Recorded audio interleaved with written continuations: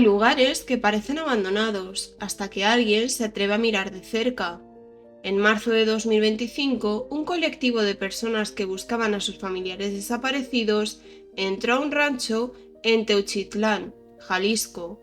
Lo que encontraron dentro no era solo tierra removida o edificios vacíos. Había cientos de zapatos, mochilas, ropa amontonada, restos calcinados y objetos personales que parecían contar historias interrumpidas. Historias de personas que un día salieron de casa y nunca volvieron. Ese lugar era el Rancho Izaguirre. Bienvenidos a Archivo Mortal, donde abrimos expedientes que muchos querrían olvidar. Historias reales, oscuras y perturbadoras, historias que no podemos dejar pasar. Gracias por estar aquí. Si os gusta este contenido, suscribiros, dad un like, activad la campanita para no perderos ningún episodio y compartidlo. Ahora sí, abrimos el archivo.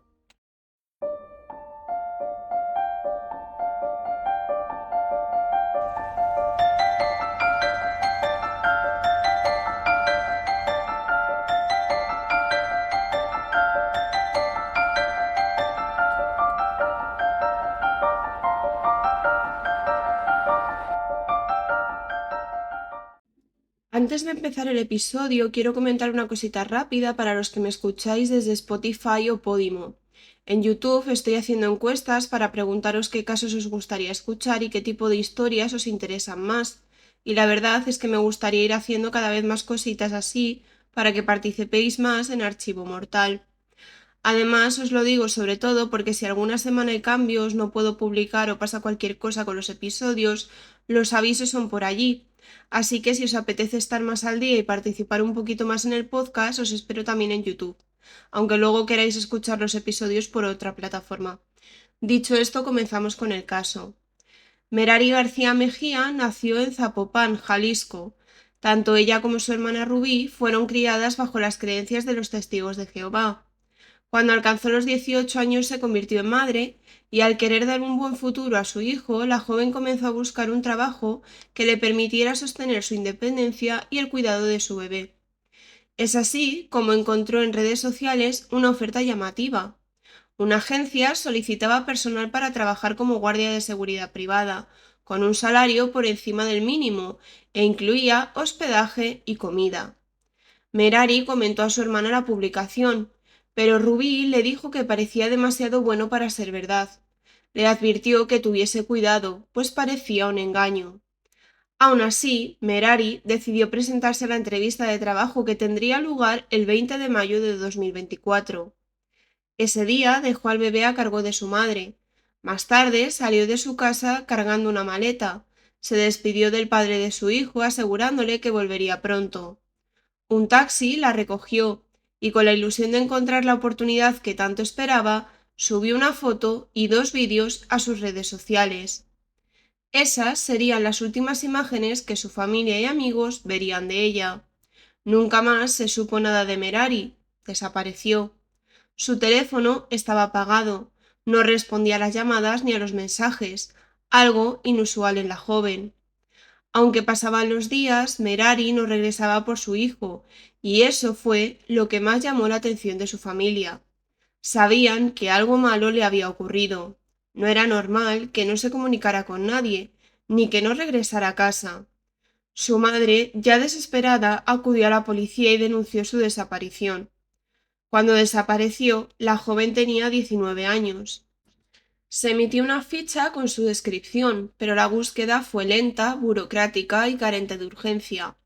No fue hasta meses más tarde que la policía cibernética logró darles una única pista. El rastreo de su móvil indicaba que la última ubicación de Merari había sido en una estación de autobuses de Guadalajara, el mismo día de su desaparición.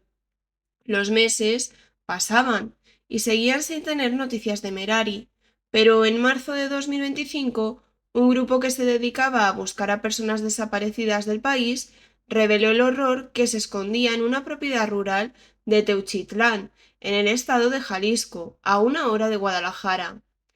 Esto no solo hizo que se encendieran las alarmas de la familia García Mejía, sino también las de un país entero. Ante la falta de acción por parte de las autoridades frente a la cantidad de desapariciones de personas, colectivos de buscadores tomaron la iniciativa de buscar por su cuenta el paradero de desaparecidos. Muchos de ellos eran familiares de estas personas que habían desaparecido. Rastrearon terrenos y aprendieron técnicas básicas de excavación y localización de indicios. A principios de 2025, la agrupación denominada como el Colectivo Guerreros de Buscadores de Jalisco hicieron exploraciones en distintas zonas del estado y recibieron insistentes llamadas anónimas que señalaban que en el rancho Izaguirre habían ocurrido actividades criminales e igual podrían encontrar rastros de personas desaparecidas. Antes de dirigirse al lugar, los miembros del colectivo se enteraron que el rancho había sido enfrentamiento entre la Guardia Nacional y el grupo criminal del Cártel de Jalisco Nueva Generación en septiembre de 2024.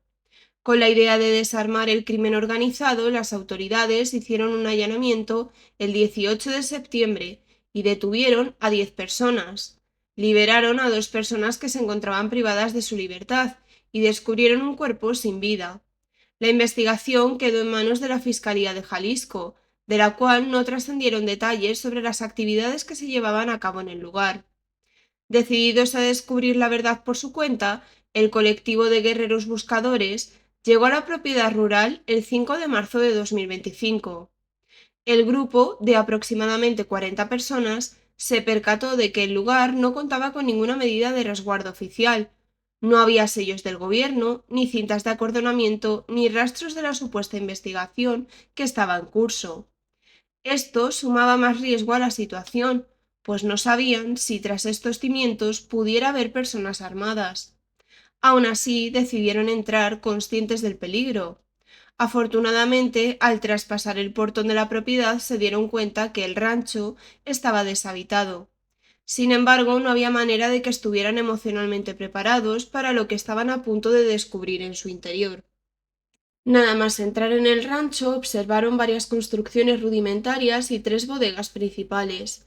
Con el objetivo de inspeccionar el área de manera más rápida y eficiente, el colectivo se dividió en subgrupos y enseguida las primeras señales de que el sitio había sido empleado para actividades ilegales comenzaron a aparecer.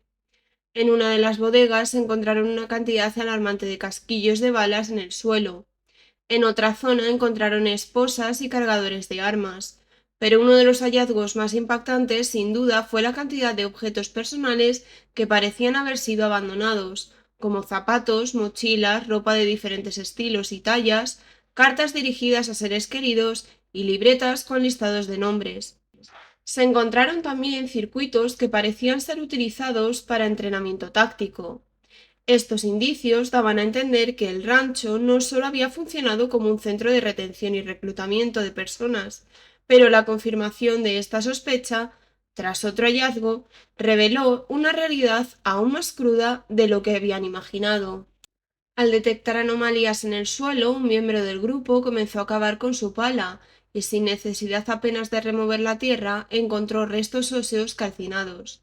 La alerta se llevó hacia cada uno de los puntos estratégicos donde el grupo estaba llevando registros. Considerando la cantidad de prendas que habían encontrado, la sospecha sobre la existencia de más fosas fue inmediata. El colectivo se embarcó en la ardua tarea de excavación que dio como resultado 6 grupos de restos óseos, tapados de ceniza y tierra en diferentes puntos del rancho. Era evidente que los cuerpos no solo habían sido incinerados, sino que además habían sido ocultados como parte de una estrategia que dificultaba su detección. Estos hallazgos confirmaban que el rancho Izaguirre no solo era un campo donde el cártel había retenido a personas donde las entrenaba y castigaba, sino que también funcionaba como un campo de exterminio. El colectivo guerrero se aseguró de documentar cada una de las evidencias que encontraron en su exploración por el rancho y compartieron las escalofriantes imágenes en redes sociales. Las fotos y vídeos captados alcanzaron miles de visualizaciones en muy poco tiempo, haciendo que la conmoción y el horror llegaran a toda la población, incluso a los familiares de Merari García. Su hermana Rubí vio en el momento la transmisión que el colectivo hizo desde el rancho, mostrando las evidencias de las búsquedas. Fue entonces cuando notó que había objetos que podían pertenecer a su hermana. La confirmación llegó cuando vio una Biblia de los Testigos de Jehová, la misma que su madre le había regalado a Merari, poco antes de desaparecer. Se trataba de una edición reciente con características particulares. Tanto la familia García Mejía como tantas otras se unieron para exigir a las autoridades una explicación. Tras el macabro descubrimiento en el rancho Izaguirre, la presión social obligó a las autoridades a responder a las crecientes inquietudes de la población y de los altos funcionarios del gobierno. El 12 de marzo, la presidenta Claudia Sheinbaum, presidenta de México, se pronunció públicamente sobre el caso, calificando las imágenes difundidas como dolorosas y enfatizando la necesidad de llevar a cabo una exhaustiva investigación. La ONU solicitó por medio de un comunicado que se realizasen pesquisas transparentes con el objetivo de esclarecer lo sucedido y sancionar a los responsables. Una vez que se dieron a conocer los secretos que se ocultaban en aquel horrible lugar, las controversias no tardaron en surgir. La primera de ellas tuvo lugar cuando se supo que la Fiscalía Estatal de Jalisco había asumido de nuevo la investigación, a pesar de que el año anterior había omitido detalles cruciales sobre las actividades ilícitas en el lugar. Pero la indignación fue aún mayor cuando el 13 de marzo la misma institución negó la existencia de hornos crematorios dentro del rancho, aunque sí confirmó la existencia de cientos de objetos personales. Ante el inevitable cuestionamiento por parte de los ciudadanos y de grupos buscadores, Salvador González, titular de la Fiscalía Estatal, aseguró que en la investigación de septiembre se habían utilizado retroexcavadoras, medidores de compactación del suelo y binomios caninos, y que se estaba realizando un análisis forense detallado para determinar la procedencia de los restos y objetos encontrados. Sin embargo, los colectivos de buscadores desmintieron estas afirmaciones, señalando que el lugar ni siquiera estaba acordonado. Respecto a los hornos, los familiares y miembros de colectivos de búsqueda aclararon que, si bien no eran hornos crematorios propiamente dichos, se trataba de estructuras de ladrillos construidas con la intención de incinerar cuerpos. Además, como hemos mencionado, junto a estas instalaciones se habían identificado fosas comunes. La ineficiencia de la Fiscalía Estatal quedó en evidencia, lo que llevó a la presidenta a anunciar que, debido a las numerosas irregularidades, asumiría la investigación la Fiscalía General de la República. Esta decisión desencadenó tensiones entre la Fiscalía Estatal y la Fiscalía General de la República, basadas en acusaciones mutuas sobre la responsabilidad en el manejo del caso. Alejandro Gertz Manero, fiscal general de la República Mexicana de ese momento, cuestionó que las autoridades locales afirmaran desconocer la situación, mientras que la Fiscalía Estatal refutó esos dichos, argumentando que los agentes federales no se habían hecho cargo de la investigación cuando se les solicitó en septiembre de 2024. Con la intervención de la Fiscalía General de la República, el rancho Izaguirre fue acordonado y, por orden de Claudia, se prohibió el ingreso de los colectivos de búsquedas para evitar la contaminación del lugar. Esta medida fue cuestionada por las agrupaciones, ya que consideraron que se vería afectada la transparencia de la investigación. Otra medida que se tomó fue la instalación de 2 carpas a la entrada del lugar, funcionando como base de operaciones y mesa de diseño del nuevo plan de excavaciones. A pesar de las controversias, la institución federal también se reunió con miembros de la Fiscalía Estatal para compartir información. Equipados con drones, con tecnología geotérmica y con perros adiestrados, comenzaron a peinar las inmediaciones externas que rodeaban el rancho.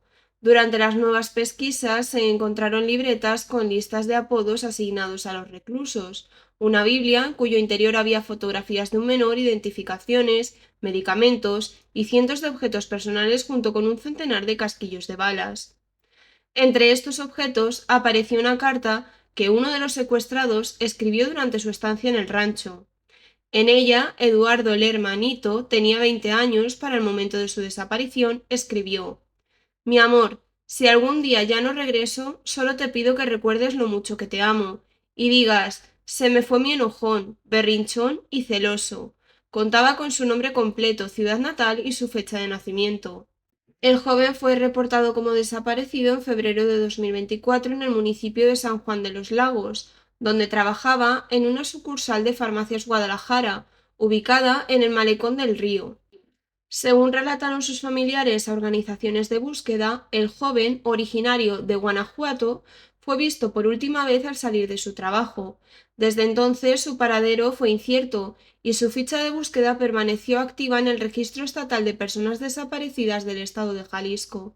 Afortunadamente logró escapar de sus secuestradores y fue localizado con su familia el 21 de octubre de ese mismo año. Sin embargo, no se conoce cómo huyó del lugar. Como el colectivo de guerreros buscadores en 2025 compartió imágenes del manuscrito y que el joven había sido reportado como desaparecido en 2024, esto causó revuelo en redes sociales.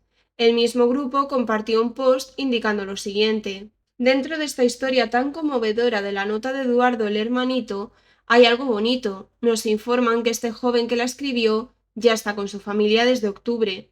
Para que ya no se siga compartiendo, por favor. Gracias a Dios, está bien. Otro de los datos que se dio a conocer a partir de la investigación fue el aportado por fuentes anónimas que revelaron que originalmente el rancho pertenecía a un hombre bajo el alias de Genaro Ramírez. Según estas fuentes, en 2012 el hombre había sido expropiado del lugar por el cártel Jalisco Nueva Generación, tras recibir amenazas contra la vida de su hija. Los investigadores elaboraron un inventario de los objetos hallados y lo compartieron públicamente con la intención de que las familias de desaparecidos reconocieran los objetos de sus seres queridos. Gracias a testimonios de supervivientes, trabajaron para encontrar el modus operandi que el grupo criminal había aplicado para capturar a tantas personas. El cártel había compartido anuncios en redes sociales, prometiendo empleos bien remunerados para ocupar puestos como guardias de seguridad, con la ilusión de mejores oportunidades económicas. Cientos de jóvenes respondieron a estas búsquedas. Poco después de postularse a las ofertas, eran contactados y citados en terminales de autobuses en Guadalajara.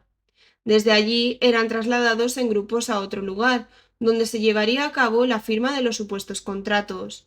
Ninguno imaginaría que el destino que les esperaba era el rancho Izaguirre. A mitad del viaje se percataban de que estaban rodeados de hombres armados. Al llegar al destino los bajaban a gritos y les vendaban los ojos. En cuanto entraban a la propiedad se les quitaban sus identificaciones y teléfonos móviles. Después les quitaban sus vestimentas, calzados y el resto de sus pertenencias, que acababan amontonadas en pilas junto con las de personas que habían llegado antes. De inmediato sus identidades quedaban reducidas a apodos que se les asignaban a partir de características físicas o rasgos singulares, como el flaco, panzón, bruja o el repartidor. Más tarde se les dividía en grupos de 10. Este proceso de despersonalización facilitaba el control y la manipulación por parte de los secuestradores. Los supervivientes también relataron que las condiciones de vida en el rancho eran deplorables. Los obligaban a dormir en el suelo, amontonados en espacios reducidos. En las noches más frías solo disponían de una manta para compartir entre 10, por lo que su único recurso era acostarse pegados entre ellos para darse calor entre sí. Había distinción entre hombres y mujeres. Ellas eran ultrajadas violentamente por los secuestradores. Cuando se les quitaban las pertenencias a los rehenes, se les obligaba a usar botas tácticas y uniformes acordes al entrenamiento que tenían por delante, incluyendo el manejo de armas, resistencia física y técnicas de combate cuerpo a cuerpo. Les hacían enfrentarse entre ellos mismos, asesinándose entre sí, a veces utilizando simplemente los puños y en otras ocasiones cuchillos u otro tipo de armas blancas. Los ganadores recibían como recompensa un plato de comida. Eran sometidos a trabajos forzosos como cavar fosas profundas destinadas a ocultar los cuerpos, pero previamente los restos se enviaban a una zona habilitada como carnicería para seccionar los cuerpos y después se incineraban en los improvisados crematorios. Así eliminaban cualquier rastro o indicio de las atrocidades cometidas. Según los testimonios, el lema que circulaba dentro del rancho constantemente era que sin cuerpo no había crimen. El hambre, el sueño y el frío hacía también que muchos reclutas perdieran la voluntad de seguir luchando por sus vidas. Muchos fallecían durante los duros entrenamientos. Uno de los datos que más indignación causó es que muchas de las veces eran alimentados de los restos de sus compañeros fallecidos, forzándolos a cometer canibalismo. En una entrevista concedida a Radio Fórmula, Indira Navarro, representante del colectivo Guerreros Buscadores de Jalisco, relató el testimonio de un joven que logró escapar del lugar. El superviviente contó que al llegar al rancho fue ingresado a un proceso de adiestramiento que incluía pruebas físicas extremas, ejercicios violentos y condiciones infrahumanas, todo bajo el control de miembros del cártel. Éramos más de 200, habría dicho el joven al describir la cantidad de personas reclutadas en el sitio. De acuerdo con este testimonio, al lugar lo llamaban la Escuelita del Terror, un centro donde los recién llegados eran obligados a enfrentarse entre ellos para demostrar fuerza y resistencia, como parte de un proceso dividido en 3 fases de entrenamiento. Según narró Navarro, les hacían pelear entre ellos para ver quién tenía más fuerza. Muchos no aguantaban el adiestramiento, unos por simplemente quejarse los mataban, otros caían por agotamiento. Nosotros teníamos que hacer agujeros, unas fosas, poníamos una cama de piedras o ladrillos, les echábamos gasolina, lo que se pudiera para que prendiera. Se usaba 1, 2, 3 veces y se tapaba, dijo en referencia a los hornos crematorios improvisados que se encontraban en el lugar. El mismo testimonio indica que el rancho Izaguirre era solo el inicio del proceso de adiestramiento, al que seguían otras etapas. A quienes la libraban les enviaban como sicarios a Zacatecas o Michoacán, donde el cártel de Jalisco Nueva Generación mantiene disputas con grupos antagónicos. La última fase, según se ha denunciado, consistía en una instrucción más avanzada a cargo de exmilitares colombianos y elementos de élite conocidos como caibilis provenientes del ejército de Guatemala. Ese rancho era el kinder apenas. Si te graduabas te mandaban al campo de batalla, como carne de cañón, aseguró uno de los sobrevivientes citado por Navarro. Esas declaraciones refuerzan la hipótesis de que el lugar operó por al menos 3 años como una infraestructura criminal activa del cártel, con funciones que iban más allá de la desaparición forzada. Esto no es todo, pues también hubo testimonios que indicaban que en algunas ocasiones llegaban a la propiedad sujetos que decían ser médicos y realizaban experimentos inhumanos. Seleccionaban a los más jóvenes y los llevaban a una casita ubicada detrás del rancho. Algunos de ellos regresaban al cabo de varias horas, completamente débiles, pálidos y con vendas en el abdomen, pero otros no volvían a ser vistos. Presuntamente, en el lugar eran sometidos a extracciones de órganos para su posterior venta en el mercado negro. Muchos reclutas no llegaron engañados al rancho, sino que postularon voluntariamente para convertirse en sicarios funcionales al cártel, eligiendo este destino para combatir la miseria en la que estaban sumidos. Esto hace ver que el crimen organizado tiene mucho poder, no solo ahora, sino desde hace muchos años. El cártel Jalisco Nueva Generación es una de las bandas más violentas y poderosas de México, y lleva sembrando el pánico desde que surgió en 2010. Sus orígenes, su expansión y las sangrientas polémicas que lo rodean lo han convertido en el principal objetivo de las autoridades mexicanas y estadounidenses. A raíz de la polémica generada por el rancho Izaguirre, el grupo criminal no dejó pasar la oportunidad de demostrar que tiene el poder de manejarse con total impunidad.